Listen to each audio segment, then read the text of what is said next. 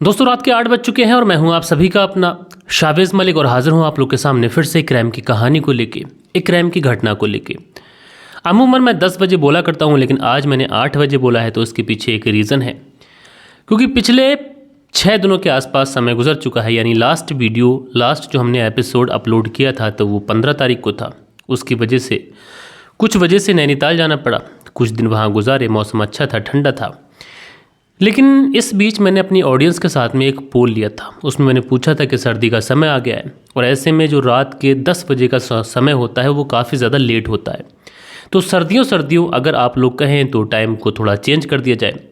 तो मैंने ऑडियंस से पोल किया था। पोल कर मैंने उनसे उनकी राय मांगी थी। तो तकरीबन 7% लोगों का ऐसा कहना है कि सर आप 10 बजे अपलोड कीजिए। 23% ऐसे लोगों का कहना है कि सर आप 9 बजे अपलोड कीजिए। बाकी 70% से ज़्यादा लोगों का ये कहना है कि आप 8 बजे अपलोड कर दीजिए। तो जब मोस्टली 70% के आसपास लोग बोल रहे हैं कि सर आप 8 बजे अपलोड करिए, तो ऐसा करते हैं कि सर्दियों हम लोग वीडियो 8 बजे ही अपलोड करेंगे। और दोस्तों आज की जो कहानी लेकर मैं आप लोग के सामने हाजिर हुआ हूँ, आप लोग जब इस कहानी को सुनेंगे तो वाकई आप लोग हैरान होंगे कि एक व्यक्ति जब अपने मकसद में कामयाब नहीं हो पाता है, जो वो चाह रहा था, अपनी शारीरिक इच्छाएं पूरी करना चाह रहा था, जो वो अपनी हवस मिटाना चाह रहा था, जो दरिंदगी वो मिटाना चाह रहा था, जब वो कर नहीं पाता है तो उसके बाद में वो एक उभरते हुए चेहरे की जान ले लेता है। जो उभरता हुआ चेहरा होता है, जाना माना मॉडल होता है, उसकी जान ले लेता है। तो आखिरकार क्या हुआ था इस पूरी घटना के अंदर, सिलसिलेवार तरीके से आप लोग को सुनाऊंगा। बस आप लोग इस वीडियो में अंत तक बने रहिएगा। दोस्तों आज की घटना की बात करें तो आज की घटना की शुरुआत होती है 15 अक्टूबर साल 2018 से। 15 अक्टूबर साल 2018 को एक कैब ड्राइवर मुंबई के कंट्रोल रूम में फ़ोन करता है और फ़ोन करने के बाद में मलाड जो जगह पड़ती है जहां पर एक पुलिस स्टेशन होता है, उस मलाड में फ़ोन करता है और कहता है कि साहब मुझे एक संदिग्ध सूटकेस मिला है और ये जो संदिग्ध सूटकेस मिला है आप आ जाइए और इसकी शिनाख्त कर लीजिए, क्योंकि एक व्यक्ति ऐसा था जो मेरे ऑटो को बुक करके लेके आया था और उसके बाद में वो मुझे ये सूटकेस जो है वो मुझे मिला है। लिहाजा आप आइए और छानबीन करिए कि ये सूटकेस क्या है, इसमें क्या है। पुलिस वाले जब उस व्यक्ति की ये बात सुनते हैं तो तुरंत इस मामले को दर्ज करते हैं और आनन फानन में उस जगह पर पहुंचते हैं। लिहाजा जब पुलिस वहां पर पहुंचती है, वहां पर जब पुलिस जाकर देखती है तो ऑलरेडी जो कैब ड्राइवर वहां पर था उसने पहले से ही लोगों को वहां पर इकट्ठा कर लिया था। अब पुलिस जब वहां पर पहुंचती है तो लोग पुलिस को थोड़ी जगह देते हैं, पुलिस आगे बढ़ती है। पुलिस को देखकर कुछ लोग छटना शुरू हो जाते हैं। पुलिस आगे बढ़ती है, देखती क्या है कि इन लोगों की भीड़ के बीच में एक सूटकेस पड़ा हुआ है। लिहाजा पुलिस फैसला करती है कि जो सूटकेस है, सूटकेस को खोला जाए, क्योंकि वहां पर जितने भी लोग थे उन्होंने किसी ने भी सूटकेस को खोलने की हिम्मत नहीं की थी। पुलिस सूटकेस को खोलती है और सूटकेस को खोलने के बाद में सामने का जो दृश्य होता है उसे देखकर पुलिस के भी पांव तले से जमीन खिसक जाती है। दरअसल इस सूटकेस के अंदर एक नौजवान लड़की की लाश थी। पूरे सूटकेस के अंदर खून ही खून फैला पड़ा हुआ था। एक रस्सी का टुकड़ा उस सूटकेस के अंदर मौजूद था उस डेड बॉडी के साथ में, और देखने से ये प्रतीत हो रहा था कि शायद इसकी हत्या काफ़ी देर पहले की गई है, क्योंकि जिस्म जो था वो ठंडा पड़ चुका था, लेकिन जो खून था ये अभी भी पुलिस के सामने ऐसा दिखाई पड़ रहा था जैसे ताज़ा हो। लिहाजा पुलिस को भी ये समझने में देर नहीं लगती है कि इस सूटकेस के अंदर जो रस्सी का टुकड़ा मिला है और इसी से ही शायद इस लड़की का गला घोटा गया है। पुलिस वाले जब जांच करते हैं, जांच पड़ताल करते हैं, तो पता चलता है कि मुंबई में ही रहने वाली एक मॉडल जिसका नाम मानसी दीक्षित होता है, जो क्राइम पेट्रोल से लेकर कई अन्य टीवी शोज़ में काम कर चुकी है। ये जो डेड बॉडी है ये इसी मशहूर मॉडल मानसी दीक्षित की है। लिहाजा पुलिस के सामने डेड बॉडी की शिनाख्त हो चुकी थी। डेड बॉडी मानसी दीक्षित की थी, जो कि एक जानी मानी उभरती हुई मॉडल थी। क्राइम सोच से लेकर उसने कई अन्य सारे सीरियल्स में काम किया था। लिहाजा पुलिस जो थी वो सीधा इस डेड बॉडी को अपनी कस्टडी में लेती है, सीधा इसे पोस्टमार्टम के लिए भेजती है। इधर पुलिस अपनी छानबीन करती है। सबसे पहले जो कैब ड्राइवर था, इस कैब ड्राइवर को पूछताछ के लिए थाने बुलाती है, और थाने बुलाने के बाद में जब इस कैब ड्राइवर से पूछताछ की जाती है और जो कैब ड्राइवर था जब सिलसिलेवार तरीके से पूरी कहानी बताना शुरू करता है, तो पुलिस को इस केस को सुलझाने में ज़्यादा समय नहीं लगता। कैब ड्राइवर पुलिस को बताता है कि ये बात 15 अक्टूबर की है कि दोपहर के समय अंधेरी से उसे एक फ़ोन आता है, मिल्लत नगर इलाका।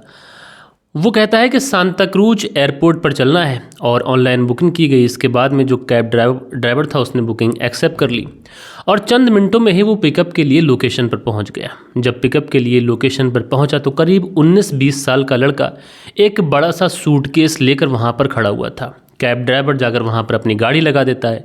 जो 19-20 साल का लड़का होता है वो उस भारी भरकम सूटकेस को उस गाड़ी की डिग्गी में रखने की जद्दोजहद करने लगता है। कैब ड्राइवर शांतिपूर्वक सब कुछ देखता रहता है। जो 19-20 साल का लड़का था वो किसी तरीके से उस भारी भरकम सूटकेस को गाड़ी की डिग्गी में डालता है। उसके बाद में आकर कार में बैठता है। उसके चेहरे पर पसीना था, देखने से ऐसा लग रहा था कि शायद सूटकेस काफ़ी ज़्यादा भारी था। उसके बाद में वो व्यक्ति कहता है कि चलो सांता क्रूज एयरपोर्ट की तरफ तुम मुझे लेकर चलो। उसके बाद में जो ड्राइवर होता है अपनी कार स्टार्ट कर देता है। सांता क्रूज एयरपोर्ट के लिए जो है ड्राइवर है वो निकलने लगता है। कार ने अभी थोड़ा सा ही फासला तय किया था, थोड़ा सा ही सफ़र किया था कि लड़का जो है वो उससे कहता है कि सांता क्रूज एयरपोर्ट की बजाय अगर तुम उसे जागेशबरी में ड्रॉप कर दो तो बहुत अच्छा होगा। अब जब ड्राइवर उस लड़के से ये सुनता है कि वो एयरपोर्ट जाना नहीं चाहता है बल्कि वो जागेशबरी जाना चाहता है तो ड्राइवर जो था बिना सोचे समझे अपनी कार मोड़ देता है। ड्राइवर पुलिस को बताता है कि वो जो लड़का था देखने में अजीब लग रहा था, बहुत ज़्यादा घबराया हुआ था और बहुत ही ज़्यादा झिझक के साथ में वो ड्राइवर के साथ में बात कर रहा था। कार चलती जा रही थी, लड़का थोड़ा सा परेशान था। जागेशबरी का इलाका लग जाता है। जैसे ही जागेशबरी का इलाका लगता है तो जो लड़का था बार बार खिड़की से साइड में जो सड़क किनारे झाड़ियाँ होती हैं उसकी आसपास बड़ी ही गौर से देख रहा था, जैसे मानो कि कुछ ढूंढ रहा हो। ऐसे ही वो देखता रहता है। जागेशबरी में इधर उधर चक्कर काटने के बाद में वो जो लड़का था ये कैब ड्राइवर से कहता है कि मुझे गोरेगांव ले चलो। और जैसे ही कैब ड्राइवर उसे गोरेगांव लेकर पहुंचता है तो वो जो लड़का था ये कैब ड्राइवर से फिर से मलाड चलने की जिद करने लगता है। लेकिन इस बार जब कैब ड्राइवर लड़के से ये सुनता है कि फिर से उसे मलाड जाना है तो ड्राइवर थोड़ा चिढ़ जाता है, उसे गुस्सा भी आता है। लेकिन फिर ड्राइवर सोचता है कि मैंने बुकिंग ली है तो छोड़ना तो पड़ेगा, क्योंकि उसे इस बात की तसल्ली थी कि गाड़ी जितना चलेगी उतना ही उसका बिल बनेगा।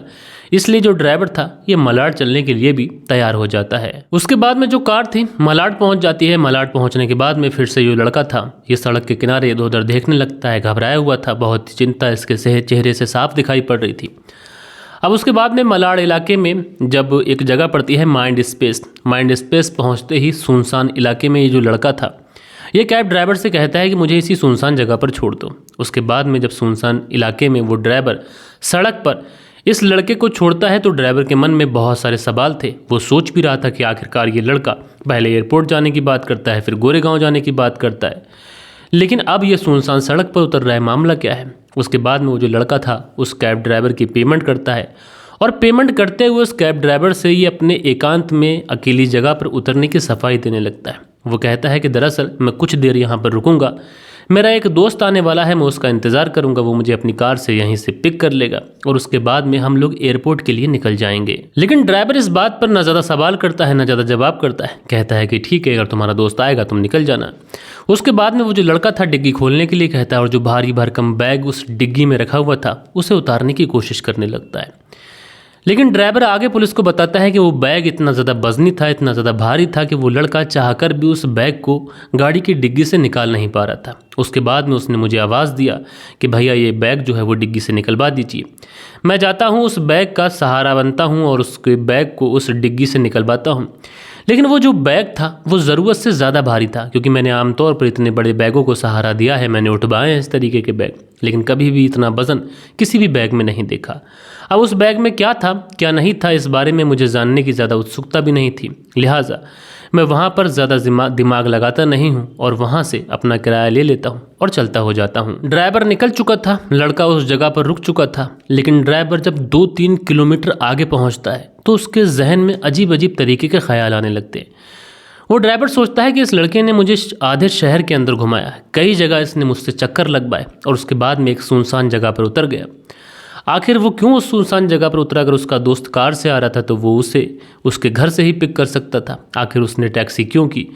तमाम तरीके के जो सवाल थे इस ड्राइवर के जहन में गूंजने लगते हैं। उसके बाद में ड्राइवर न कुछ सोचता है न कुछ समझता है और अपनी गाड़ी को तुरंत मोड़ देता है।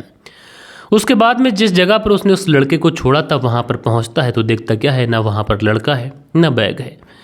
उसके बाद में ड्राइवर सोचता है कि हो सकता है कि शायद उसका दोस्त आ गया हो, वो निकल गया हो। लेकिन उस जगह जब गाड़ी रोकी थी तो सोचता है कि थोड़ा सा फारिग हो लेता हूँ, यूरिन वगैरह पास कर लेता हूँ 1 नंबर के लिए। जब वो साइड में जाता है तो देखता क्या है, जो भारी भरकम बैग वो लड़का लेके निकला था, वो बैग यहीं पर झाड़ियों में पड़ा हुआ है और वो लड़का यहाँ पर मौजूद नहीं है। जब ड्राइवर उस बैग को संदिग्ध परिस्थितियों में देखता है तो वो तुरंत पुलिस को कॉल कर देता है और आस पड़ोस से जो भी लोग निकलने वाले थे सारे लोगों को इकट्ठा कर लेता है। पुलिस पहुंचती है, उस डेड बॉडी को और बैग को सब अपनी कस्टडी में लेती है।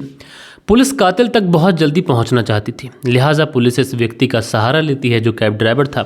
ओला ऐप की मदद से जो ड्राइवर था ये उस पुलिस को उसी जगह पर लेके जाता है जहां पर इसने उस लड़के को पिक किया था। पुलिस वहां पर पहुंचती है और जो इसका घर था अंधेरी में, उस घर के अंदर रेड मारती है तो जो लड़का था ये अपने घर का फर्श साफ कर रहा था और फर्श पर खून के निशान थे, उसको ये साफ कर रहा था। घर पूरा बेतरतीब था, घर में उथल पुथल थी। पुलिस तुरंत उस लड़के को गिरफ्तार करती है। गिरफ्तार करने के बाद में उसका जो घर था उस घर को तुरंत ही सील कर देती है। अब दोस्तों सोचिए कि एक कत्ल हुआ, सूटकेस में लाश मिली और 4 घंटे के अंदर ही जो कातिल था ये पुलिस की गिरफ्त में है। उसने अपना नाम मुजम्मिल इब्राहिम सैयद बताया था और उसने बताया था कि जिस लड़की का उसने कत्ल किया है वो एक popular actress model Mansi Dixit की लाश है जिसने उसका कत्ल किया है। और जो मुजम्मिल इब्राहिम सैयद जो लड़का था इसकी उम्र महज अभी 19 ही साल थी। दोस्तों कातिल पुलिस के पास में था, लड़की की पहचान हो चुकी थी कि मानसी दीक्षित इसका नाम है, मशहूर मॉडल है। लिहाजा पुलिस सोचती है कि इसकी फैमिली से कांटेक्ट किया जाए, लेकिन इससे पहले ही पुलिस उसकी फैमिली से कांटेक्ट कर पाती, जो सोशल मीडिया और टीवी चैनल्स और मीडिया के माध्यम से ये जो भयावह कत्ल की खबर थी ये मानसी के परिवार वालों तक भी पहुंच जाती है। मानसी के जो परिवार वाले थे वो उनकी बेटी जो मुंबई में अपने सपने पूरे करने गई थी, कोटा के रहने वाला ये परिवार था। मानसी दीक्षित के पिता श्री दीक्षित रेलवे कर्मचारी थे और जिनकी मौत के बाद में मानसी की बड़ी बहन दीक्षा को उनकी जो नौकरी थी सरकारी वो उनकी वजह से मिली थी। बचपन से ही जो मानसी थी ये हीरोइन बनने का ख्वाब देखती थी और इसके मन में यही था कि बड़े होकर वो हीरोइन बने। लेकिन ब्यूटिशियन का जो माँ थी वो ब्यूटिशियन का काम करती थी और बचपन से ही मानसी को उसका सपना पूरा करने के लिए वो ट्रेनिंग भी दिया करती थी। उसका मानना था कि बेटी अगर बड़े होकर अपना सपना पूरा करना चाहती है तो इसमें कोई इशू नहीं है। माँ ब्यूटिशियन का काम करती थी और साल 2015 की बात है कि कोटा के जो ब्यूटी कॉन्टेक्स्ट होता है उसमें मानसी ने हिस्सा लिया था और उसमें मानसी जो थी विजयी भी हुई थी और इसके बाद में उसे प्रोडक्ट मिलने लगे थे। लगातार उसकी जो पहचान है बनती जा रही थी। उसके बाद में साल 2018 में उसने टावर्स फाइनेंस में एक नौकरी भी मिल गई थी और साथ ही साथ वो मॉडलिंग भी करने लगी थी। ज़रा सोचिए दोस्तों, एक लड़की जो अब मॉडलिंग भी कर रही है साथ के साथ उसे टावर्स फाइनेंस में नौकरी भी मिल गई है। उसका जो एक तरीके से जो फ्यूचर था वो सेट था, लेकिन सपने अभी बहुत बड़े थे। मानसी क्राइम पेट्रोल सहित कई अन्य टीवी शोज़ में काम कर चुकी थी। उसे छोटे मोटे रोल मिलने लगे थे जिससे उसका जो परिवार था ये बेहद ही खुश था। उसके परिवार का मानना था कि मानसी जिस तरीके की अपनी सपने अपनी महत्वाकांक्षाएं लिए मुंबई पहुंची है शायद वो उसको सच कर लेगी, क्योंकि अब उसे टीवी शोज़ में काम मिलने लगा था। अब सवाल था कि आखिर जो मानसी दीक्षित थी उसका कत्ल क्यों हुआ। 19 साल के इस लड़के ने मानसी दीक्षित का कत्ल क्यों किया, ये एक बड़ी वजह थी जो पुलिस के लिए जानना बेहद ही ज़रूरी थी। क्योंकि पुलिस ये जानना चाहती थी कि 19 साल का लड़का मुजम्मिल इब्राहिम सैयद आखिरकार वो मानसी दीक्षित का कत्ल क्यों करेगा, कत्ल के पीछे क्या वजह रही। जब पुलिस मुजम्मिल से पूछताछ करती है तो मुजम्मिल पुलिस को बताता है इसके पीछे जो रीज़न थे ये इसमें उतावलापन था, नाजायज़ मांग थी, गुस्सा था और साजिश थी। ये सारी ही चीज़ें भरपूर तरीके से शामिल थीं। मुजम्मिल ने पुलिस को जो बयान दिया उस बयान में उसने बताया कि वो हैदराबाद के एक रईस ख़ानदान से ताल्लुक़ रखता है। पिता सराजू हसन सईद जो कि मर्चेंट नेवी से रिटायर थे और रिटायरमेंट देने के बाद वो मुंबई आकर बस गए थे। जागेश्वरी में उन्होंने एक फ्लैट ले रखा था, लेकिन मुजम्मिल जब कक्षा 5 में था तो उसके नाना नानी जो हैदराबाद में रहा करते थे उसके पिता ने वहीं हैदराबाद में मुजम्मिल को भेज दिया था। लेकिन छुट्टियों में अक्सर मुजम्मिल अपने पिता के यहाँ मुंबई आया जाया करता था। उसके बाद पुलिस पूछती है कि तुम मानसी को कैसे जानते थे, मानसी से तुम्हारी मुलाकात कैसे हुई, आखिरकार मानसी तुम्हारे घर पर कैसे पहुँची। तो हैदराबाद में रहते हुए मुजम्मिल बताता है कि मेरी नज़र एक दिन सोशल मीडिया पर मानसी की प्रोफाइल पर पड़ी। उसकी प्रोफाइल काफ़ी ज़्यादा खूबसूरत थी, हसीन थी, जमील थी। लिहाजा उसके बाद में जो मुजम्मिल था तुरंत मानसी को फ्रेंड रिक्वेस्ट सेंड कर देता है। कुछ दिन तो फ्रेंड रिक्वेस्ट ऐसे ही पड़ी रहती है, लेकिन कुछ दिनों के बाद में मानसी फ्रेंड रिक्वेस्ट को एक्सेप्ट कर लेती है। फ्रेंड रिक्वेस्ट को जब एक्सेप्ट कर लेती है तो कुछ ही समय के बाद में इनके अंदर जो चैटिंग का सिलसिला था वो शुरू हो जाता है। मानसी, जिसको फिल्मी दुनिया से लगाव था और अक्सर वो लोगों से लंबी लंबी बातें किया करती थी। मुजम्मिल भी मानसी को लंबी चौड़ी बातें बताया करता था। वो कहता था कि वो एक मंझा हुआ एक्टर है और उसके मुंबई के अंदर बहुत सारे लिंक्स हैं। अगर तुम उससे बात करती रहोगी, उसके टच में रहोगी, तो मुंबई के अंदर तुम्हें वो काम बहुत आसानी से दिलवा देगा। लिहाजा जो मानसी थी मुजम्मिल की बातों में आती चली जाती है और मुजम्मिल भी मानसी को पसंद करता था, इसलिए उसने प्लानिंग की थी। क्योंकि अगर वो डायरेक्टली मानसी से ये बोलता कि वो उसको पसंद करता है तो शायद मानसी पहली बार में ही इनकार कर देती। लेकिन वो मानसी को गुमराह करता चला जा रहा था। वो मानसी से बोल रहा था कि एक बढ़िया एक्टर है और मुंबई के अंदर उसके बड़े लिंक्स हैं। मुजम्मिल पुलिस को बताता है कि वो मानसी से मिलने एक बार मुंबई आया था और जब मुंबई आया था तो एक रेस्टोरेंट के अंदर एक दोस्त के साथ में मानसी से मुलाकात हुई थी। मुलाकात के बाद मानसी से दोस्ती और भी ज़्यादा गहरी हो गई। दोनों एक दूसरे से अब बहुत ज़्यादा बात करने लगे थे। ये जो मुलाकातें थीं अक्सर फ़ोन पर होती थीं और अक्सर ये कभी कभार मिलना मिलाना भी करते थे। और अक्सर मानसी और मुजम्मिल फिल्म पर और फिल्मी दुनिया की अलग अलग बातों पर घंटों बहस भी किया करते थे। बातचीत का सिलसिला यूं ही चलता रहता है, दोस्ती आगे बढ़ती रहती है। मानसी के मन में यही था कि मुजम्मिल उसका एक अच्छा दोस्त है, अगर वक्त पड़ेगा तो मुजम्मिल उसके काम आएगा, उसको मुंबई के अंदर काम दिला देगा। मानसी के मन में इससे ज़्यादा और कुछ नहीं था, लेकिन जो मुजम्मिल था इसके अंदर शैतानियत थी। ये मानसी को अपनी हवस का शिकार बनाना चाहता था। लिहाजा 15 अक्टूबर वाले दिन की बात है। 15 अक्टूबर साल 2018 को जो मुजम्मिल की माँ होती हैं वो किसी एक रिलेटिव के यहाँ गई होती हैं। उसी समय जो मुजम्मिल था किसी बहाने से मानसी को अपने घर बुला लेता है। मानसी मुजम्मिल से बातचीत करने के बहाने ही आई थी और कुछ था नहीं, लेकिन मुजम्मिल को शायद जो उसने प्लानिंग की थी वो सब कुछ उसे चाहिए था। मुजम्मिल मानसी से कुछ देर तो बातें करता है, लेकिन मानसी मुजम्मिल की बातों को भांप जाती है और वो समझ जाती है कि आखिरकार मुजम्मिल चाहता क्या है। मानसी जब मुजम्मिल के इरादों को भांप जाती है तो वहाँ से जाने की कोशिश करने लगती है। वो वहाँ से जब जाने की कोशिश करती है तो मुजम्मिल उसे पकड़ने की कोशिश करता है। मानसी अब समझ चुकी थी कि मुजम्मिल दरिंदा है और शायद वो उसका रेप कर देगा, इसलिए मानसी वहाँ से भागने की कोशिश करती है। मुजम्मिल पीछे से पहुँचता है और एक भारी भरकम चीज़ उसके सर पे दे मारता है। उसके बाद में रस्सी के एक टुकड़े से उसके गले को घोंट देता है। उसके बाद में अब ये घबरा जाता है कि क्या करे। माँ भी थोड़ी बहुत देर में आ जाएगी, अगर डेड बॉडी को ठिकाने नहीं लगाया तो पकड़ा जाएगा। उसके बाद में मार्केट जाता है और मार्केट से एक बड़ा सा सूटकेस लेके आता है। सूटकेस के अंदर मानसी की डेड बॉडी को पैक करता है। पैक करने के बाद में कैब बुक करता है ऑनलाइन और उसके बाद में लिफ्ट से उस सूटकेस को नीचे लेके आता है और किसी तरीके से उस सूटकेस को कैब के अंदर रख कर कैब ड्राइवर को इधर उधर लेके घूमता रहता है। लेकिन एक जगह सुनसान जगह पर जो डेड बॉडी थी, जो बैग था, वहीं पर उतार देता है और कैब ड्राइवर से कहता है कि मैं अपने एक दोस्त का इंतज़ार कर रहा हूँ, उसके बाद में हम लोग रेलवे स्टेशन हवाई अड्डे चले जाएंगे। लेकिन कैब ड्राइवर को कहीं ना कहीं उसके ऊपर शक हो जाता है और इस तरीके से जो पूरा केस था ये खुलकर पुलिस के सामने आ जाता है। मानसी जो अपने सपने लेकर मुंबई गई थी, लेकिन एक हैवान का शिकार बन गई। न जाने ऐसे कितने ही लोग मुंबई जाते हैं और न जाने ऐसे कितने ही लोग मुंबई की चकाचौंध में गुम हो जाते हैं। दोस्तों, आप लोग इस पूरी कहानी के बारे में क्या कहना चाहते हैं, कमेंट्स करके ज़रूर से ज़रूर बताइएगा। और लास्ट वाले दिन आप लोगों के कुछ कमेंट्स भी आए थे, तो वक्त होता है कि आप लोगों के कुछ जो कमेंट्स थे वो कमेंट्स भी पढ़ लेता हूँ। दोस्तों, आप लोगों के जो कल के दिन कमेंट्स आए थे इसमें मुकेश शर्मा हैं। ये लिखते हैं, नमस्कार मलिक भाई साहब, हेल्थ का ध्यान रखें। कहानी के संबंध में यही कहूँगा कि ऐसी करतूत को कर्मी बेटे को जो सज़ा मिली वो कम है। बड़ी ही शर्मनाक घटना है, कितना गिरेगा इंसान, ये सारी बातें कहते हैं। तो आपका बहुत बहुत शुक्रिया मुकेश शर्मा जी। उसके बाद में नटवर लाल हैं, लिखते हैं फांसी की सज़ा इसको होनी चाहिए थी। भाई आपका बहुत शुक्रिया। सुंदर शर्मा हैं, लिखते हैं, नमस्कार मलिक भाई साहब, नाइस स्टोरी। सुंदर कुमार, श्री विजयनगर राजस्थान से, तो भाई आपका बहुत शुक्रिया। आमिन गुज्जर लिखते हैं, स्टोरी बहुत सैड है मलिक साहब, तो आमिन गुज्जर जी आपका बहुत शुक्रिया। आमिन गुज्जर लिखते हैं, मैं फैसलाबाद पाकिस्तान से कहानी सुनता हूँ, तो भाई आमिन गुज्जर जी आपका शुक्रिया। हारून अंसारी हैं, लिखते हैं, अस्सलाम वालेकुम मलिक भाई, कहानी दुबई से सुनता हूँ, बहुत अच्छी कहानी है भैया, आपका शुक्रिया। इमरान हुसैन हैं, लिखते हैं, क़यामत आने वाली है, तो इमरान हुसैन जी आपने अपना समय निकाल कर कमेंट्स किया, आपका बहुत शुक्रिया। प्यारे लाल दुबे हैं, लिखते हैं, नमस्कार मलिक भाई साहब, क्या ही कहा गया है कि माँ के कदमों में जन्नत है, लेकिन इस शख्स ने जो हरकत की है वो जहन्नुम में भी उसको जगह नहीं मिलेगी। तो प्यारे लाल दुबे जी आपका बहुत शुक्रिया। उसके बाद में राजेंद्र कुमार हैं, लिखते हैं, भाई साहब नमस्कार। तो राजेंद्र कुमार जी नमस्कार, कैसे हैं आप। उसके बाद में दिल बहादुर सिंह हैं, लिखते हैं, क्या उस लड़के को फांसी होना चाहिए क्या नहीं, क्या युग आ गया है। थैंक यू मिस्टर मलिक, तो भाई आपका शुक्रिया। आमिन गुज्जर है। अनिल कुमार हैं, लिखते हैं, फांसी दे देनी चाहिए थी इसको। अनिल कुमार अमेरिका से कहानी सुनते हैं, भैया शुक्रिया। उसके बाद में जो अगला कमेंट है सुनील त्यागी का, लिखते हैं ये हमारे ज़िले की क्राइम है रेनू सुनील त्यागी शाना बुलंदशहर से। तो बहुत अच्छी बात कही आपने, आपका बहुत बहुत शुक्रिया। लईक अब्बास ने लिखते हैं अस्सलाम वालेकुम शाहवेज़ भाई, नोटिफिकेशन 9:30 आ जाता है लेकिन वीडियो नहीं चलती है। लईक अब्बास गुलिस्तानाज बागपत से। तो लईक अब्बास जी, मैं वीडियो को प्रीमियर पर लगाता हूँ लाइव करने के लिए, तो आधा घंटे पहले लगा देता हूँ ताकि आप लोग को नोटिफिकेशन मिल जाए और आप लोग समय से पहुँच जाएँ और आप स्टोरी को सुन लें।